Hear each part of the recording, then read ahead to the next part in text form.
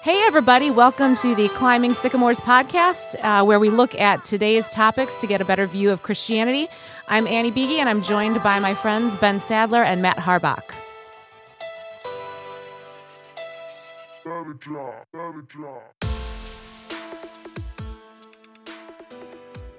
Hey, you guys. Some bittersweet, right? Yeah. We're going to take a little break. Yeah, we're going to take a little break.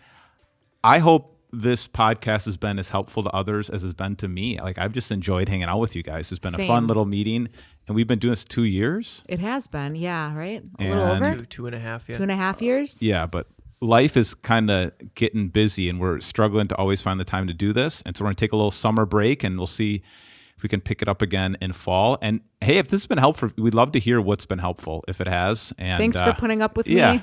No. We're here to fix each other. That's what we're doing. So that's right. We had one quick opener, a hot breaking news. Yeah, breaking news. So what'd you hear? Yeah, on the news, Louisiana has their conservative governor has signed into law that all public school classrooms must display the 10 Commandments. Mm-hmm. It's not funded by taxpayer money. It is funded by private funds. Okay. What do we think? And then they're citing that it's kind of just part of history, and that's why they're doing it. Mm-hmm. I don't know that I agree with it. Yeah, explain. Oh, well, I just think like this is just like we've talked about this countless times before. This is just not the way to fight the Christian fight. Like to be throwing in people's faces and like, you know, to me that is just one example that people will cite as a way of oh, there goes the Christian, you know, mm-hmm. people again. They're trying to shove it down our throats again, and right. Here it comes. I don't think it's effective, mm-hmm. because why else would you post the 10 Commandments unless mm-hmm. you were trying to mm-hmm. indoctrinate? And listen, I love the 10 Commandments, right? Yes. But like, unless you're trying to indoctrinate somebody, why would you post it, or why would you have it posted? Mm-hmm. So I just feel like it's the wrong way to go. If the goal is to spread the news of Jesus Christ, that's mm-hmm. just not the way to do it. Yeah, I don't know if that's what their motivation is. If it's want to have moral order. You know, I saw a quote here that said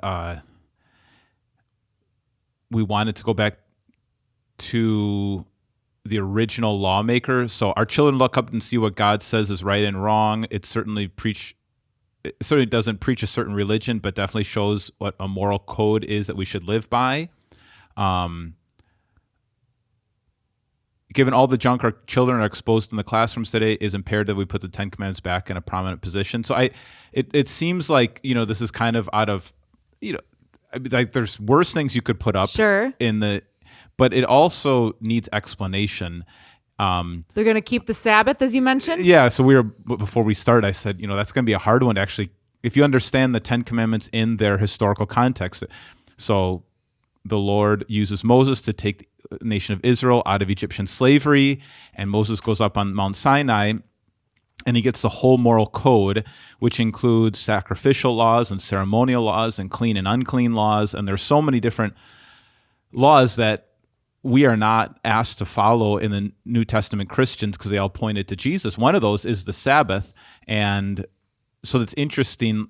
Would you really follow those? So does that mean no activities on Saturday? Or did they interpret the Sabbath meaning now Sunday, which it's not what it was originally? So there's just a lot of questions. So no sports. No year-round sports on your Sabbath.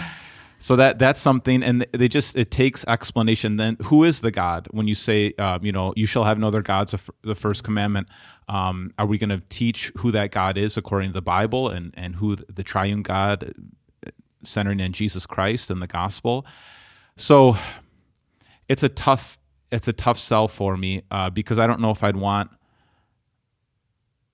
Christian leaders in the public schools, but if I were to send my kid to that school, I don't know if I want them teaching religion, because I'd like to do that myself. Mm-hmm. Our kids do a Christian school.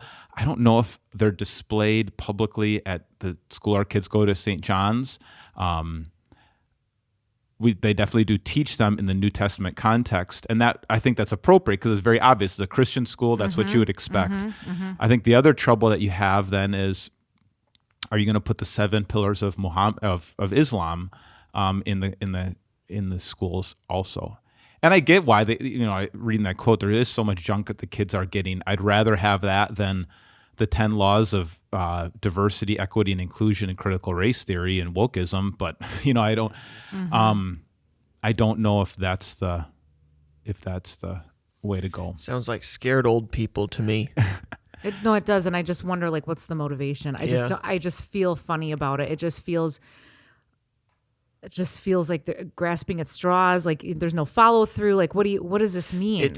It's like it's like when you are afraid that your child is gay, so then you make sure that you sign them up for sports and try to keep them away from starring in the musical. Yeah. Right. Because you're scared. Yeah. And it has nothing to do with being in football or whatever, but I just don't. I don't. It's like this. Oh, I don't like where these kids are going. We really got to. Let's plaster the 10 Put Commandments the 10 in Commandments public on the wall. schools. Well, that's not going to do anything. And right, because they're probably not. I mean, they're not going to be able to instruct on it. No. So it's like, here's this thing. Yeah. Here it sits. It's like hanging crosses on your wall. So right. That it's like, well, this house is Christian. Like we're Christian. It's like that cross on the wall doesn't do anything. Right. It's a decoration. Right. So he said, this is who the governor? I think the governor Yeah, said, if you want to respect the rule of law, you have to start from the original lawgiver, which is Moses. Again, the Old Testament is a story, and so there's so much explanation as to why God gave these laws at a certain time. As Lutherans, and I had a professor who explained this, you would not say the 10 Commandments are eternally binding in the sense of the Sabbath laws, and right. Now Jesus in the New Testament does interpret how we're supposed to understand the law of God as New Testament Christians, but again, that just takes some explanation, and to throw that up there, I think it's going to cause quite a bit of confusion, a little bit of overreaching. That's another quote that says, one person responded, I think they're overreaching. Even in this court, we'll have a hard time justifying that. So having it completely passed and having it go up everywhere. So. Well, and then he doubled down, and the governor said, he says, bring on the lawsuits kind of thing. Mm-hmm. So he's anticipating them, and not only is he anticipating them, he's welcoming them. Bring them on.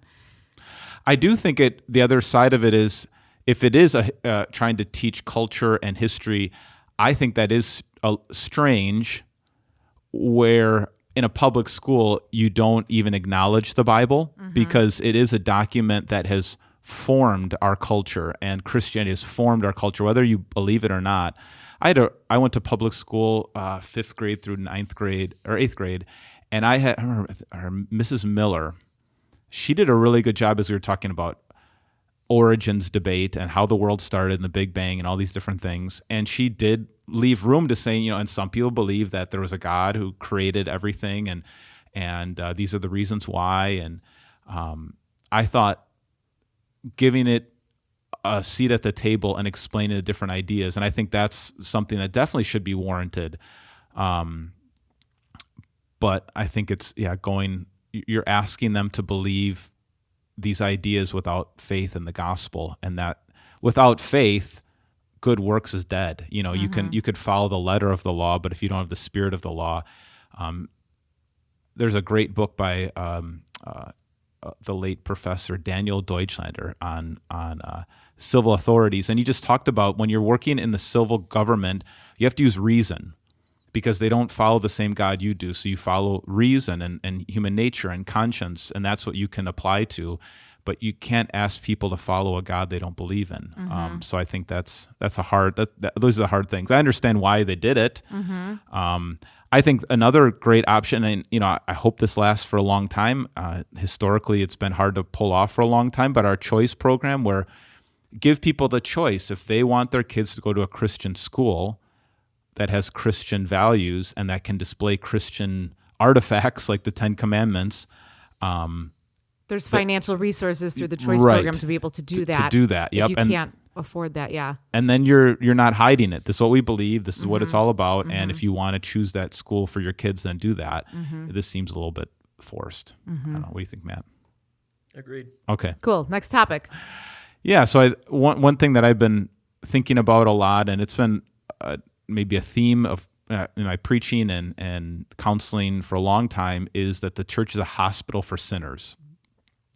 I see two extremes, and maybe you guys have seen this with your friends or maybe even yourself, that on one extreme, there are people who say, I don't belong at church. I got to clean up my life first. I got too much going on, or, won't accept people like me. And they feel like church is something that they need to put off until they're fixed, or until their marriage is in a better place, or before they're not struggling with drinking or whatever it is.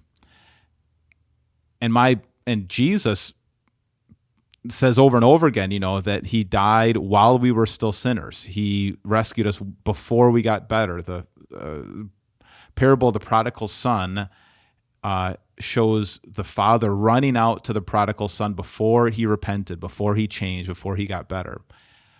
So I don't know. I don't know how to get that across to people, but I've seen that a lot. I don't know if you guys have seen that. That's the one thing I want to talk about. And then the next thing I want to talk about is the other extreme, where you have people who come to church and want you to bless their life and their marriage and their family and everything, but they want to live an open, like almost cavalier, sinful lifestyle, and they're offended if you say, these areas do need to change, and not saying you have to change before you come to church, but you can't keep living in them, and and offended if anybody would confront them on some of these things. So I don't know. Either of those have hit this chord with you guys, or have Both. you seen? Okay, I let's think hear it. both. One thing that I really like is I've had multiple times where I'll say, "Oh, just come to church," or whatever. Oh, no! I will light up in flames the second I walk through the door. And so I hear that. I've heard So what that. do you say to that? I'm like, no, you won't. I'm like, give me a break. So I just say, no, you won't. Come and see. Let's see what happens. Yeah. Right. I dare you. Have a bucket of water here. We've got fire extinguishers. We're fine. But yeah, so I think that, but then also, the I don't need church attitude. Mm-hmm. I'm not doing anything wrong attitude. Probably I'd say I see them about equally. Yeah. And I think both of them are dangerous. And they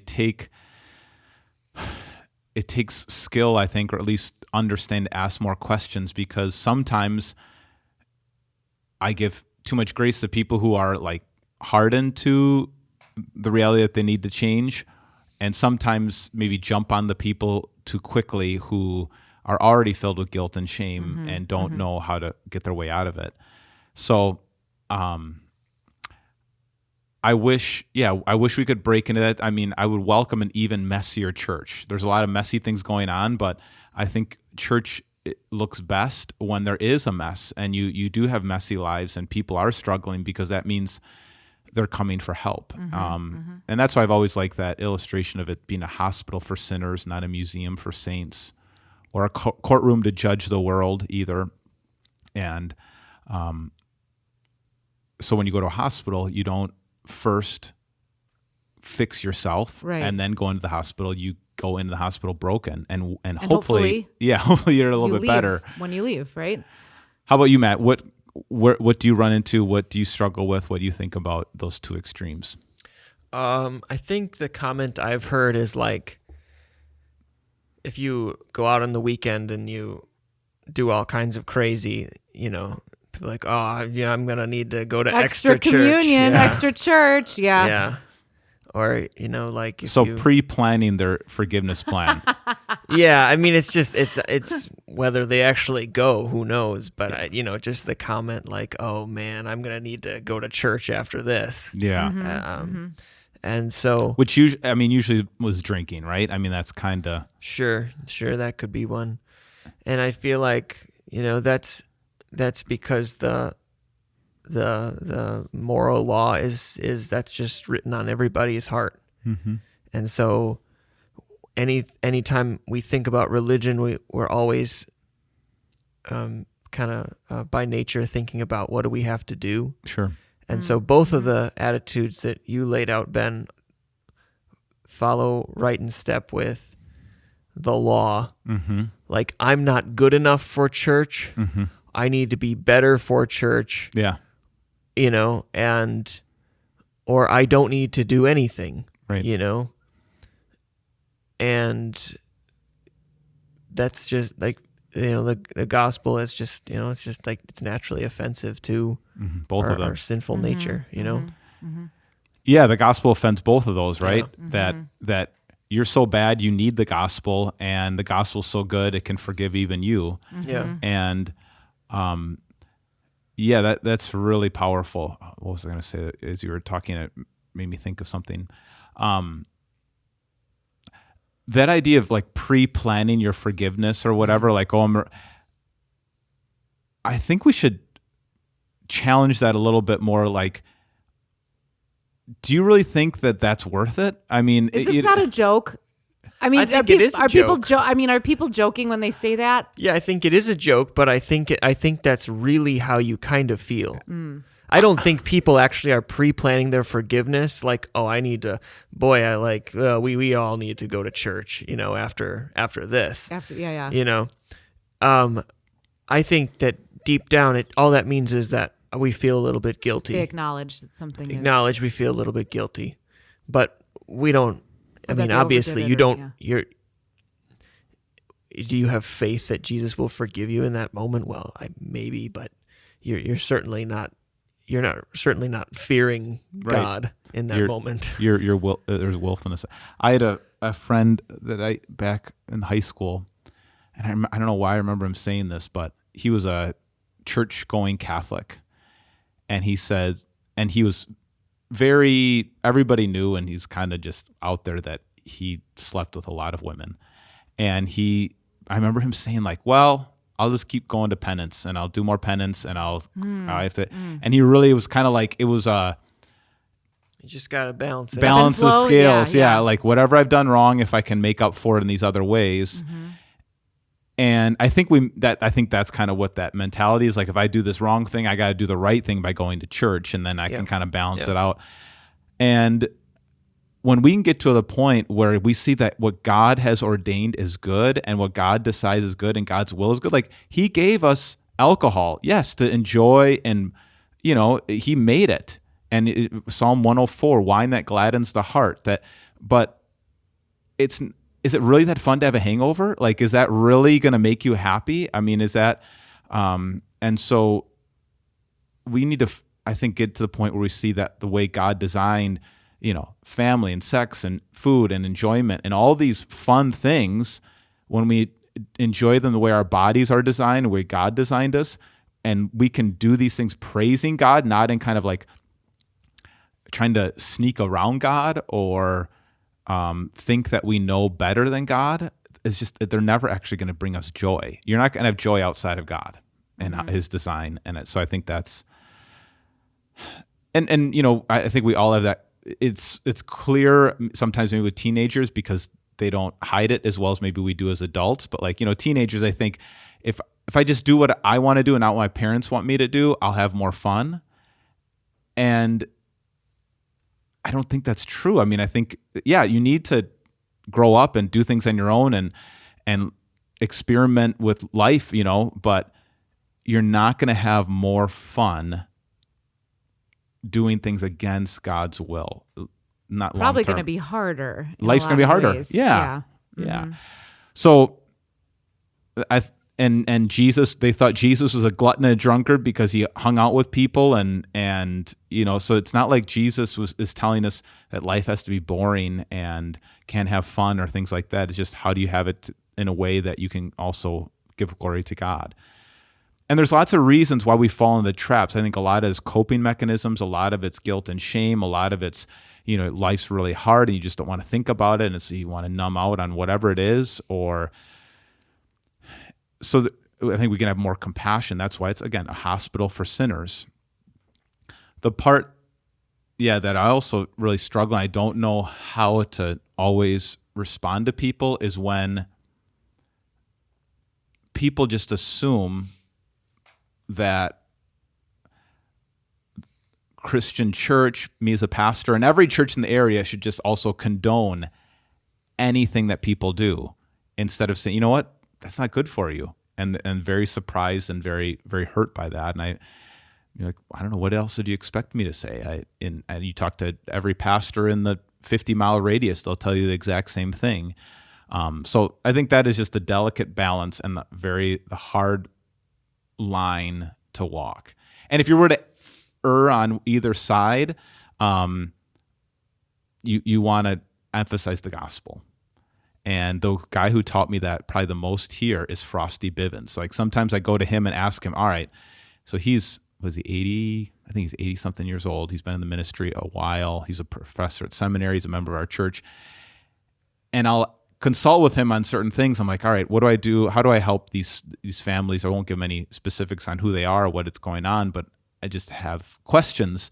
And he always encourages me, be patient, give them more grace, give them the gospel, let it work. You don't know maybe how they're struggling these different ways. And so that's been really neat because I don't know, I had this assumption maybe that he would From be the old more, school? yeah, Yeah. old school hardliner, but he really has been a great mentor in a lot of ways. So that's been really cool. So for people that come to church and they think that they really do not need to take responsibility,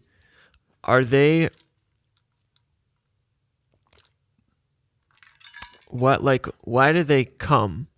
And I guess I ask that because you kind of have to tune out half the service if you're not willing to address any of your own issues, right?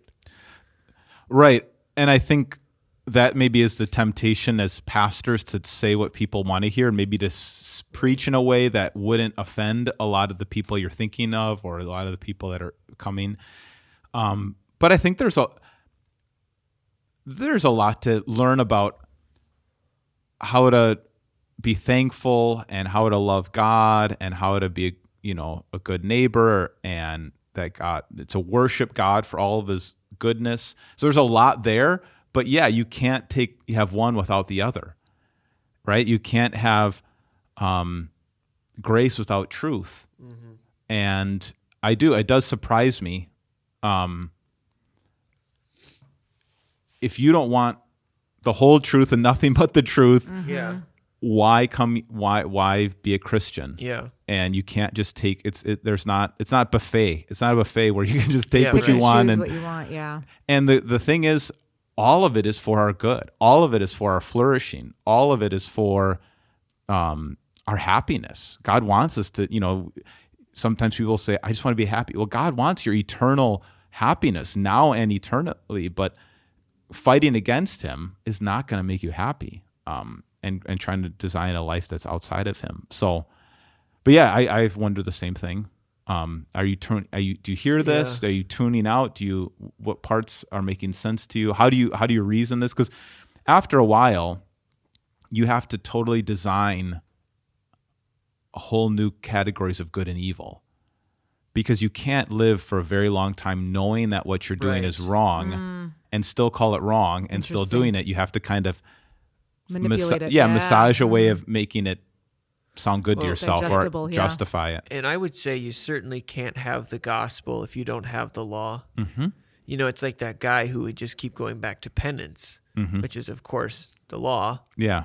Because he was like, well, I can keep fixing this. But if you're going to church, so maybe that's so backward to me, because it's like if you're going to church but you're not looking at your own life or examining your guilt or anything like that, then it's like you're not hearing the law, and so you can't get the gospel, because the gospel requires you to know that you're wrong. Yeah. Mm-hmm. Right. And so then why are you there? Right. Yeah. And that grace, you have to have a need. You have to. Yeah. Paul says that God has handed all of us over to disobedience so he can have mercy on us all. It is a hard thing to accept that we need help. It is a hard thing to accept that we need forgiveness. when we interviewed Phil Merton, that chaplain, that's why he says he loves what he does. I'm always surprised that he can be in jail for 30 years and do that ministry. It's got to be a challenging ministry. It's like, no, the law has already been preached. I just come in and preach the gospel. Yeah, and, that's the good stuff, right? Yeah. And so it's pretty straightforward. And that's the hard thing, is sometimes people, they don't realize they have a need. So it requires you to realize you have a need. Yeah. So I hope we can proclaim what Jesus proclaimed. Jesus said, it's not the healthy who need a doctor, but the sick. I've not come the righteous, but the sinful to repentance. And so if you believe that you have it all put together, church is probably not for you. Christianity is probably not for you. You don't, but if that's what you believe, you're going to have a hard time accepting the message. But if you do, please come and hear the gospel, not after you figure it out and after you fix up your life. So my question would be at this point, like, okay, so what do we do to encourage people to come? Mm-hmm. But then I just thought, I don't really think we do anything to discourage people from coming in the first place. Mm-hmm. I think if I had to put money on it, my guess is that people come up with these ideas on their own, or they misconstrue something, or they were raised in such a way and they grew up with this idea. But I don't know anyone from church that would ever say that. Say what? Say like, oh, you can't come to our church. Your act needs to be cleaned up a little bit. Right. I think it's an assumption. I think that's so natural for people. Yeah. Because they have that law and that guilt in their mind already. Mm-hmm. And then they start making assumptions, and they start assuming that people that go to church are better than me. Mm-hmm. We're all a work in progress. I think that's where that comes from. Yeah. It's so funny to me how people can think so differently. How some people can have this just be guilt ridden and not want to come to church, and then conversely, you have people who are just so pride ridden, where they they don't. It's so weird just how people think. And those extremes are dangerous. Yes. Yeah. But it's just crazy to think how people think so differently. And I think the gospel allows you to not think about yourself at all. Mm-hmm. You're not thinking highly of yourself, or you're not beating yourself up all the time. You're able to know that you're taken care of, and so you can spend your energy on other people. And it's humbling as well. Like, it so is. And some people need that too. Yeah. So. Well, I think it's just important that I think about that when I preach. Both of those people are here today. And so how can I preach a message to both of them? And if I can, I think, encourage and challenge both of them, then I probably hit the right target. Mm-hmm. But it's dangerous. And we all have it ourselves. Martin Luther said that we're all like a drunk man on a horse. We get up and we fall on the other. We get up on the horse and we fall off to one side, and we get up and we fall to the other side. And that's kind of we have that both inside of us. Sometimes we're the prodigal son, and sometimes we're the Pharisee. Yeah. All right. So the moral is, come to church. Don't be scared. Yes. It's okay. We won't kick you out. That's right. Have a sprinkler system. Yeah. Yeah. We have fire extinguishers. You won't blow up when you come in. And if you do, we got you covered. That's right. All right. Well, thank you guys for showing up every week for this, and it's been a lot of fun. So we're going to take a little break, and the platform will still be up, right? Like, right. You can go back and listen to things, and hopefully we'll be able to reconnect, and so just keep an eye out. Might post occasionally. Yeah. So. Sounds good. All right. Adios.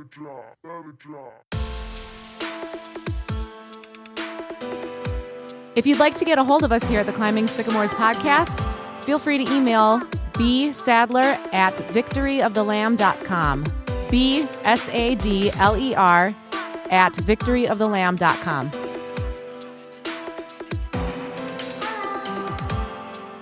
If you like today's intro music, it's been brought to you by Andrew Lynch's song, My Name. Hello.